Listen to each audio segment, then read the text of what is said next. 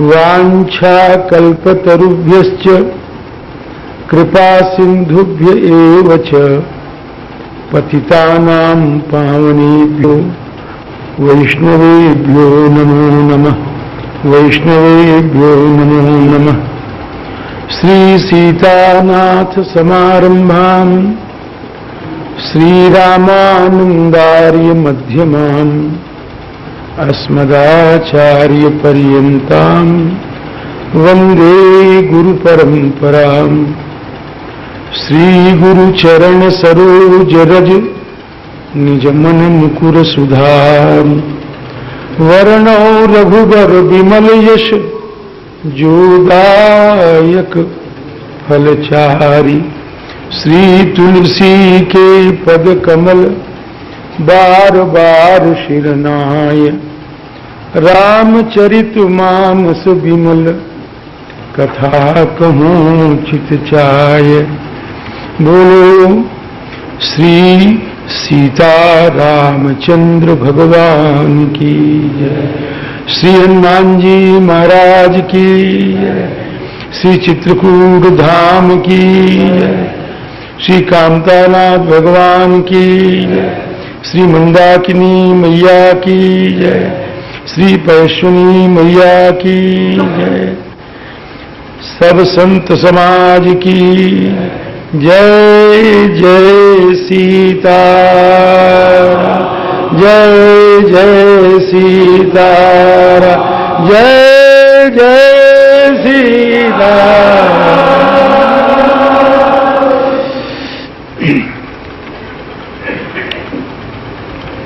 गत दिवस आपके सामने चर्चा चल रही थी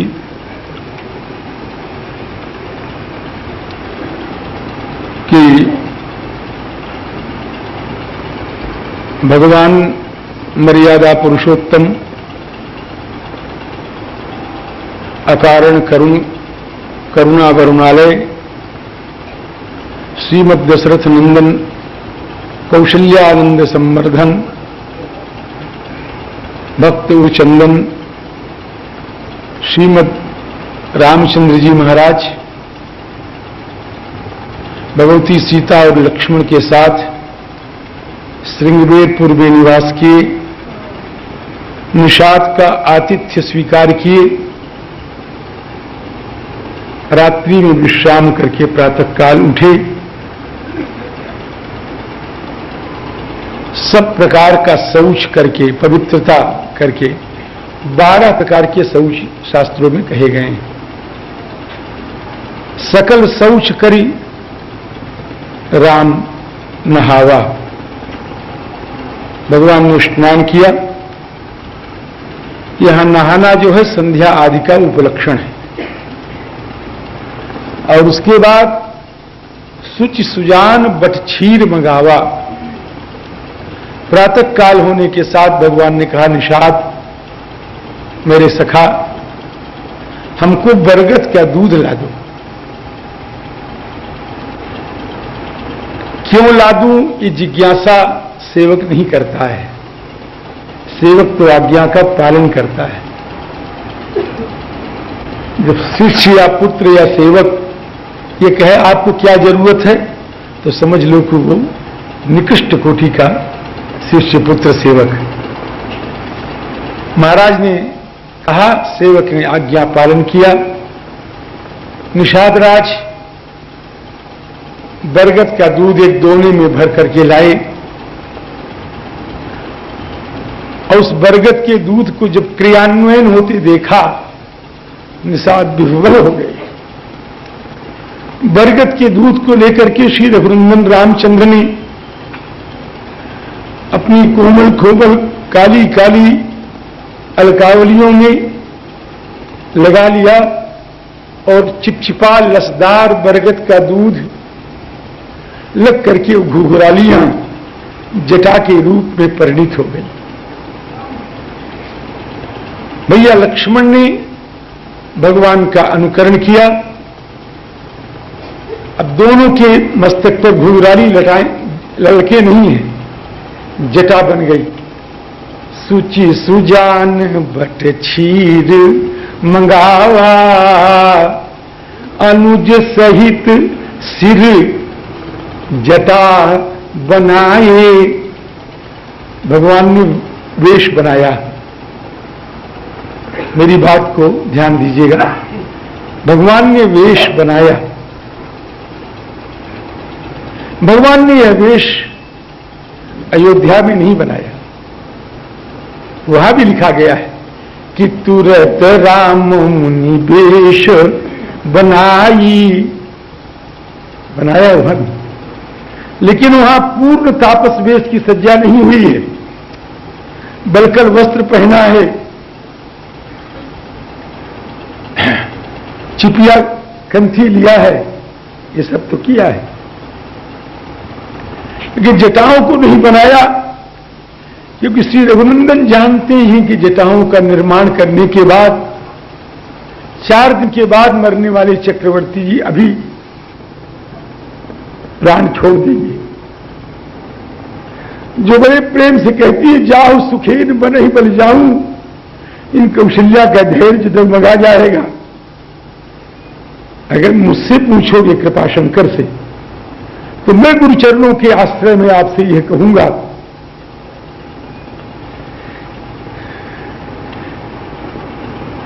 कि शायद कैकेयी का भी धैर्य डगमगा जाता और वो भी कह देती राम मैं तुमको जंगल नहीं दे सकती। आप कहोगे आपकी व्याख्या का क्या आधार है? कुछ नहीं। कुछ दिन बीतने के बाद जब जटिल रघुनंदन को देखा तो कैकेयी कहती पृथ्वी इस वेश के देखने के पहले तू फट क्यों नहीं गई? जबराज तू मुझे मार क्यों नहीं डालता? कुछ ही बात देने की बात है। अवनी जमही लखिसिय सहित सरल दो भाई, कुटिल रानी पछितानी अघाई। अवनी जमही जाचती कैकेयी, महीन बीच विधि मीचन देई। इस आधार पर दास कह रहा है कि कैकेयी का हृदय भी डगमगा जाता अगर श्री राम की अलकावलियों को जटाओं के रूप में परिणित होते देखती तो। भगवान श्री राम घर से निकलकर 2 रात्रियां व्यतीत करके तीसरे दिन प्रातःकाल अनुज सहित सिर जटा बनाए। लेकिन एक व्यक्ति वहां बैठा था जो भगवान को पुत्र की तरह प्यार करता है, जिसने भगवान को अपने गोद में खिलाया है, जिसने पता नहीं कितनी बार अपनी उंगलियों से उनके बालों में बालों को सहलाया है, पता नहीं कितने बार मुंह चूमा है, पता नहीं कितने बार सिर सूंघा है। वो पिता की तरह प्यार करने वाला सुमंत विराजमान है वहीं पर। देखी सुमंत्र नयन जल छाए। मेरे पास छाए की व्याख्या करने का अवसर नहीं है, हमने कई बार कहा होगा, उसको याद करिए। ये जो छाए अब जाएंगे नहीं महाराज, ये जब तक रघुनंदन रामचंद्र लौट करके श्री अवध नहीं आएंगे तब तक ये जल छाए ही रहे। देखी सुमंत्र नयन, मैं शास्त्रीय आधार पर कह रहा हूं, देखी सुमंत्र नयन जल छाए। एक वत्सल पिता, मुझे स्मरण आता है, एक मेरा अच्छा मित्र था, मेरे साथ पढ़ा हुआ था। बड़ी छोटी उम्र में उसने संन्यास ग्रहण कर लिया काशी में।